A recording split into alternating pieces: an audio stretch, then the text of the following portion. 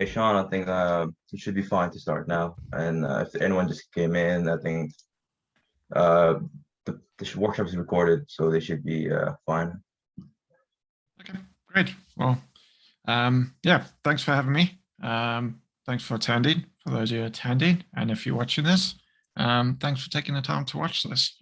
So I'm going to cover off some of the things of getting into cybersecurity and why cybersecurity is so important.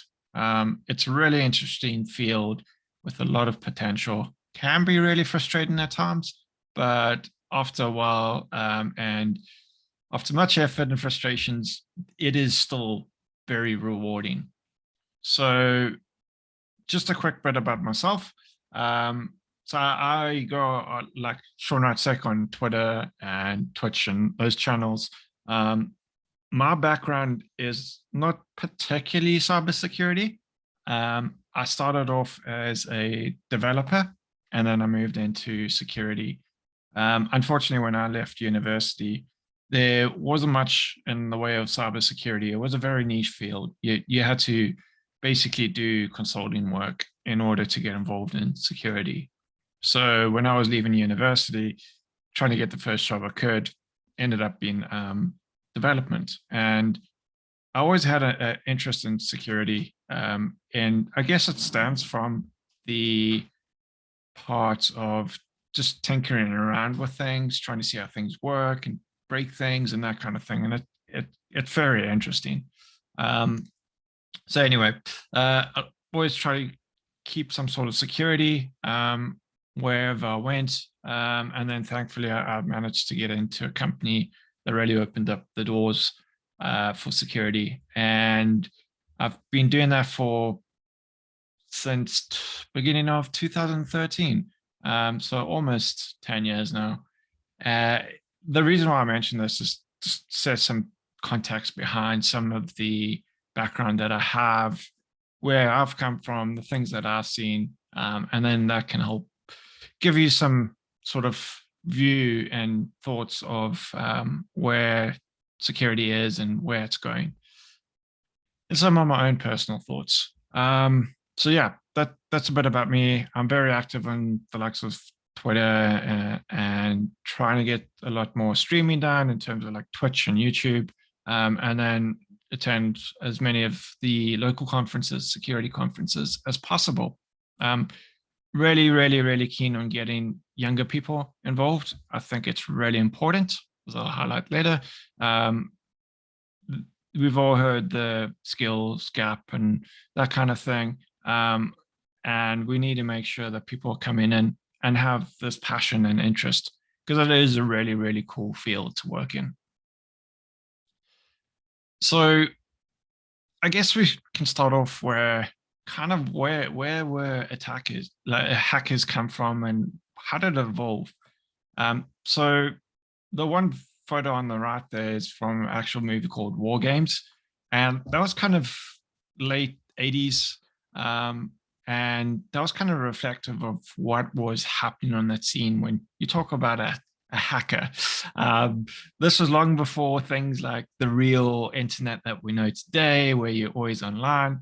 Back in the day, you had to dial into a connection. So you had things like modems, and you had people trying to bypass that because it costs a lot of money to do that and get online at that point in time.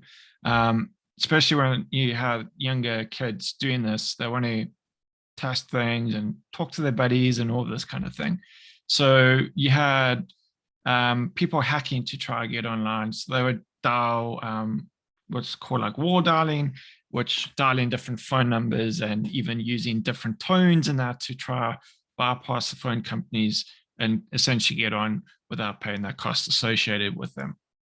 So if you compare that today, it was at the time probably a big thing for the phone companies and that. But if you look at it today, it's like, yeah, it's crime, but there's much bigger problems.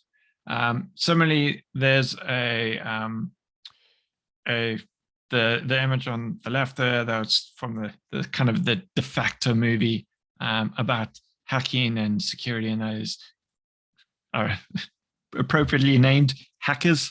And it's the one movie that most in security absolutely love watching, or care on watching. It's kind of the golden movie for security and cybersecurity now. And then there's some plots about some evil person wanting to take over the world, and Zero Cool, which is the guy on the middle there and sitting on the bench, he comes and saves the day, and he breaks in and does his magic and all this stuff, works with the government to prevent some bad things happening. That's probably starting to form more reflective of where we are today. So if we go look today, you might think, okay, well, we've seen it in the news, very advanced, sophisticated people, but in reality, it's not. So the TalkTalk hack, which was in the UK, TalkTalk is a major communications company. You're talking millions and millions of pounds, dollars in revenue. So a pretty significant size organization. And when they got breached, they thought they came out with, it's all these advanced attackers, and that it actually turned out to be I think they were teenagers in and around the UK and the Republic of Ireland.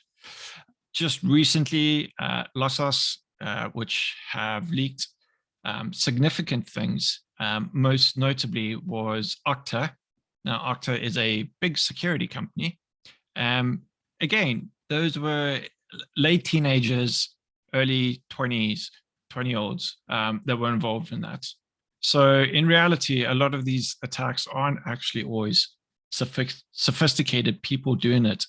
It's younger people that just are very inquisitive, very talented, and unfortunately are doing the wrong things.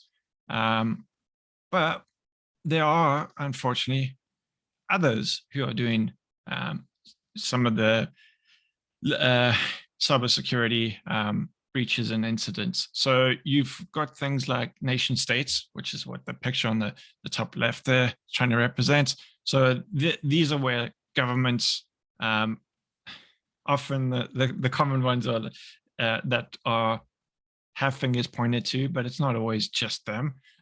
There's things like China, Russia, and North Korea, but all governments in reality have some degree of doing this. And these are what's called nation states, and these are probably really sophisticated attacks on a really large scale. So you're talking massive infrastructure behind it in order to analyze a lot of data and all that kind of thing, as well as very deep pockets to buy fancy equipment and hire the right people and all that kind of thing. On the bottom left there is more towards hacktivism. So groups like Anonymous, who believe in a cause or believe in unjust things happening, and they will go off and find holes in that to exploit. So probably the recent example is Anonymous with Russia, where they went off and did some things to the Russian government and that type of thing. So they believe in a cause. I'm not going to say whether it's right or wrong. That's entirely up to each individual, but they believe in it, and they'll go off and basically hack to further their cause and their justification. And then probably the biggest thing that's starting to evolve more and more is organized crime. So that's what that picture on the right there is meant to represent. So that picture is from Prohibition, where they weren't allowed to sell or consume alcohol. And organized crime these days, kind of like that, where you had organized gangs in Prohibition doing things like moonshine and that kind of thing, selling alcohol in different establishments and hidden away and all of that. Well, these days you have groups that do cybercrime on a scale, and it's really, really, really well organized. They essentially almost run as a business. So they have all sorts of things that is quite surprising. They have, I forgot the exact things that they have, but if you go read up online and that, you can find that they align a lot of things to your actual business. They have like code of conduct and all this kind of stuff, which you wouldn't expect from an organized group. But the point is, these organized crime gangs, cyber criminals, are becoming more and more prevalent, and that's because there's more and more money in it for them, and they're becoming more organized. So it's becoming a big thing. So that sets some context behind some of the existing cybercrime and where hacking is. So there's also a conception of hacking is bad. If you go actually look at hacking itself, it's not really sitting in front of a computer breaking into something. The whole notion of hacking is trying to tweak or do something that is something's not being designed to. And that's not always a bad thing. You could find a problem where you hack around it and get it working to do a good thing. So hacking's not always a bad thing. Unfortunately, it has this negative perception and image around it, but it is not a bad thing. But cybercrime is a bad thing. Now, there's been a lot of cases where some really talented younger people have done cybercrime, and they're really geniuses. They're really good at what they do, but unfortunately, they've done it for the wrong reasons. And you really don't want to go down this road. At the time, it might seem like all cool, and yeah, it's great, and you're getting a slap on the back with your friends and all of that kind of stuff. But it could jeopardize your future. So you could find yourself facing things like jail or prison sentences as you get older. You could have things like a criminal record. Now, a criminal record is often really bad because it can impact certain things in your future, such as if you want to move to another country, that could jeopardize that. Or if you want to get a certain job in a certain sector, again, criminal records can have an impact on that. So you really don't want this on your history and your resume and all that kind of stuff. So don't do cybercrime. It's not worth it. On the flip side, what you can do is become a cyber professional. Now, you get to kind of do the same stuff, but you don't have the risk of going to jail and have all the bad things happen to you.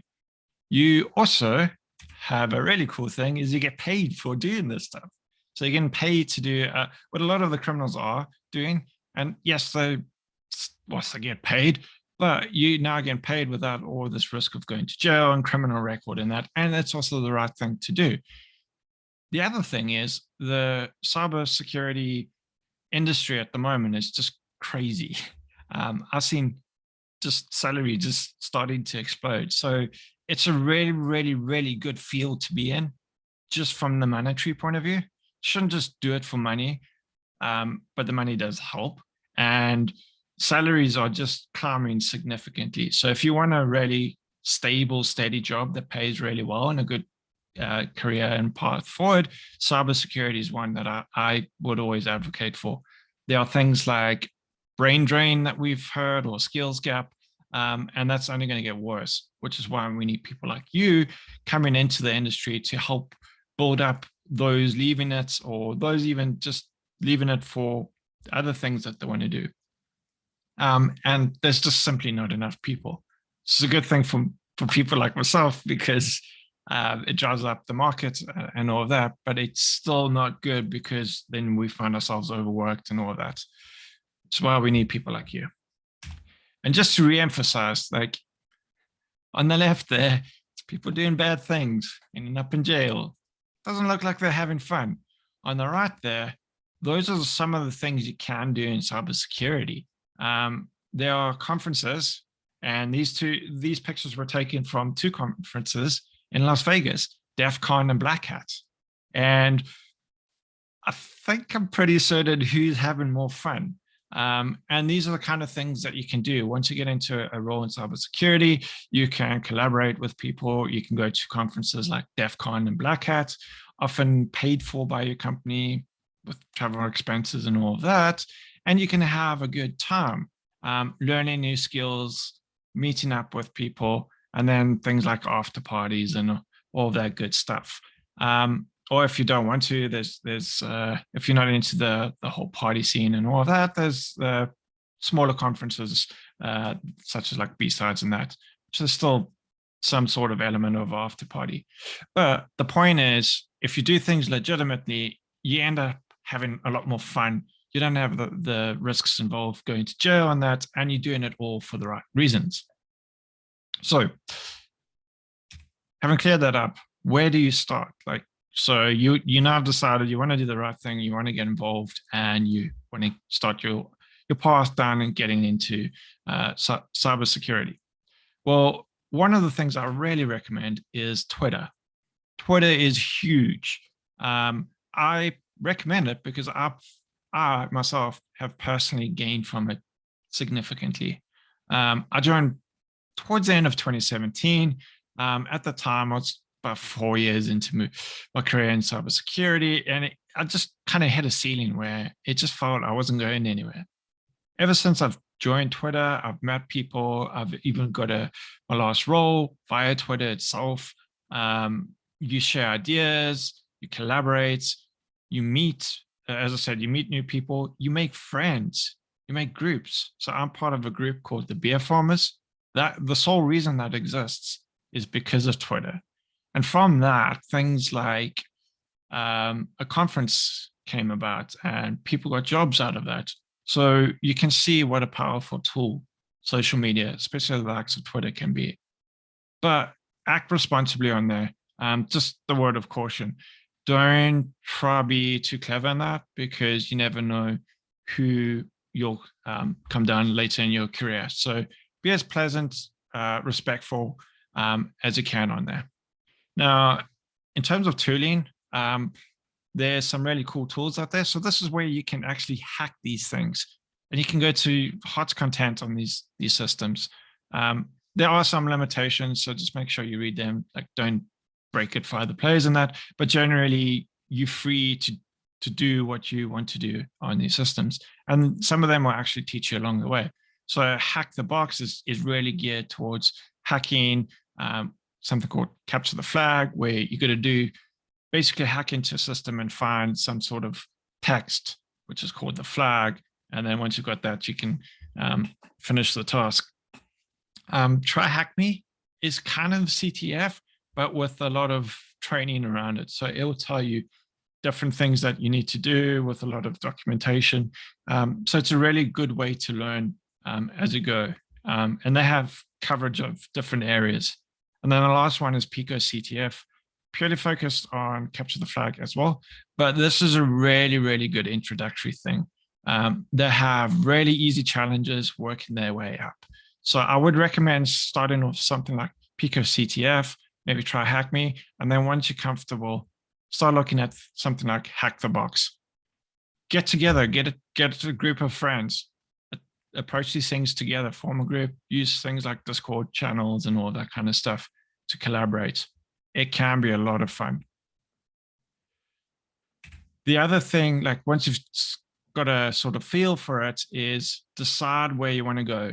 One of the things that I always ask when someone asks me, hey, I want to get into cybersecurity, is where do you want to go in cybersecurity? It is vast. There are so many different areas that you can go down into. So many people just see, okay, the de facto hacking something, which is equivalent of penetration testing. So you go to companies and you try to break into their systems, and that's legally and ethically and all of that. That's one area. So penetration testing. There's things like red teaming. So red teaming is trying to act like the bad guys, but again, ethically and all of that stuff. There's blue team, which you're trying to have defense. There's AppSec, which is what I'm involved in. So making sure organizations securely develop their applications. There's audit, compliance, like there's a whole wealth of things. So go to Hack the Box, go to the likes of Pico CTF, have a look at those, and those will give you a rough idea. The other thing to consider is, like, it is often easy to switch streams in cybersecurity. So if you find that, or you worry that, oh, if I stick to choose this, I can't move, people have gone from like red teaming or AppSec to red teaming to a penetration tester. It's relatively easy to switch streams. So if you find that 5 years down the line, it's just not for you anymore and you want to do something else, it's pretty easy to do that. The other thing is reach out, especially if you're doing the likes of Twitter and that, the community is always willing to help. As long as you're respectful and ask in a nice way, you almost always will get someone that's willing to help you out, give you ideas, give you advice, sit down with you, go through things. So ask. If you are interested, just put it out there. And I know, especially younger people, we are always keen on getting the younger people involved, included, especially if we want to make sure they're doing the right thing as well. So please, please, please reach out. And then have fun. This is one of the reasons why you want to do this is you can do a lot of cool stuff. And doing some of the stuff is really fun. I'm not saying like you're going to get a job and you're going to have fun all day, every day kind of thing. But for the large part, you're going to have fun most of the time. And if you're not, then try switch a stream or something like that. Find something else that interests you.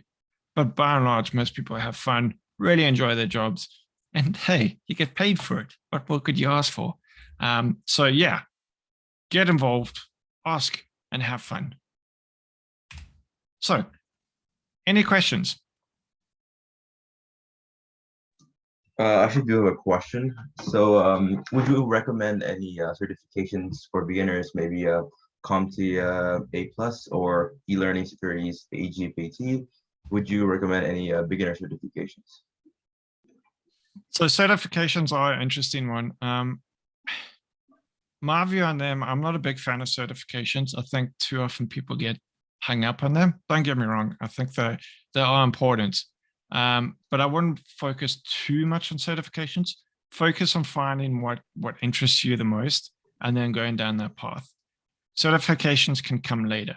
If you are really looking for certifications, easier ones are like, I think Security Plus. There's Ethical Hacker, which I think's not too bad, but certainly be wary of things like OCSP. That's really hard, and it takes a lot of effort to do something like that. Also, would you recommend doing capture the flags for beginners to learn cybersecurity? Because it's like more of a gamified way of learning cybersecurity. Yeah, absolutely. I would recommend that, doing it in a group as well. Try the one thing I would caveat with that is don't go for the harder stuff first. There's nothing more demotivating than trying to do CTF and you're just getting nowhere. So things like doing it as part of a group and starting off maybe on the easier ones is something I would recommend. And don't be despondent. I mean, I'm terrible at CTFs and I've been in the industry for quite some time. It's not always really absolutely reflective of the real world because you can learn how to use tools and you learn the way that the creators of these challenges think sometimes and that. But eventually gets it and it can be a lot of fun. So definitely recommend it. Thank you. We have a question from one of the attendees. They said, what is the importance of getting a degree in computer science? So there's often a debate like, yeah, you must have a degree or you don't need a degree. My personal view is I would recommend getting a degree. University teaches you a lot of things. Personally, I learned more about learning on your own from university that I learned actually in the coursework, but that's different degrees in that. So my view is I would recommend it. Is it absolutely necessary? No. There's loads of people in it without a degree. As long as you have the knowledge and passion, you'll be able to make it.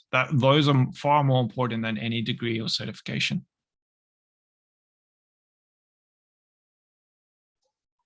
Thank you very much. Is there any more questions that Sean could answer?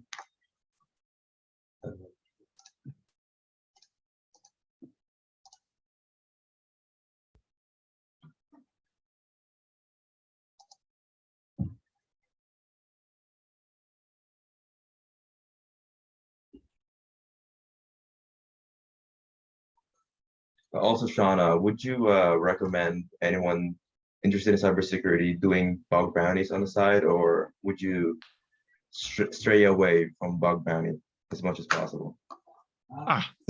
That's a good question. I actually didn't even mention that. So bug bounties are another good way of ethically hacking, and you can earn money. Earn money on the side there. So, yeah, there is another good element to that. Is it's real world experience. So something like a CTF and that, yes, you can put that down on the CV, but it's not really relevant in the real world in the sense that, hey, I broke into the system or found this vulnerability in this challenge. Where as a bug bounty, you can go, hey, I found all these vulnerabilities in these systems. Here's the record and that. So I definitely recommend that. Again, just set expectations, because there's nothing more frustrating than spending hours and hours and finding nothing. And you will then just go, you know what, I'm done with cybersecurity. So just be mindful of that. Set time limits, set appropriate expectations. There are also loads and loads and loads of books online. So I recommend getting one or two of those books and reading them first, and then start on your way on bug bounties. But a really, really good way of gaining experience, potentially earning. Some people earn pretty decent amount of money from it, and yeah, having some fun along the way.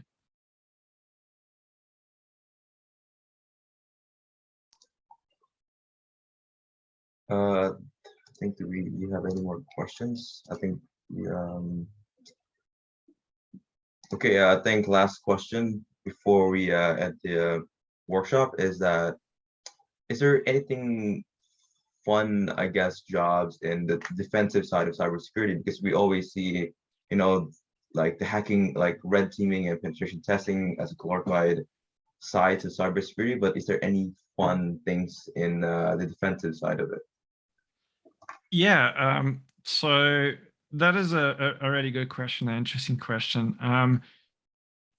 Personally, from my side, application security, you could kind of see it as more defensive, but the thing that people don't see in AppSec is you do a lot of penetration testing and maybe even some red teaming to a degree. So you still get elements of that fun within that area. And yeah, there's a lot of blue teaming, but you still have that fun. And ultimately, some people just prefer sitting on the blue team, helping prevent issues and problems and that. It's going to be a matter of personal preference. But if you want to do something like maybe the best of both, best of both worlds, AppSec. Thanks. I was like thinking of more on incident response, at least in my taste, but definitely AppSec is a interesting field in cybersecurity. That was, yeah, it's a very interesting field. It's also becoming more and more in demand. So in terms of career progression and salary and all of that, it's a really, really, really good field to be in at the moment. Thank you very much. I think we don't have any more questions. So I just want to thank you, Sean, for doing this really, really cool presentation. And yeah, thank you very much. You're welcome. Thanks for having me, and hopefully it's been a help. And if you need any further information of us, just feel free to reach out to me. I would leave Sean's Twitter on the Discord server. So if you want to reach out to him, then you can definitely roll. Thank you.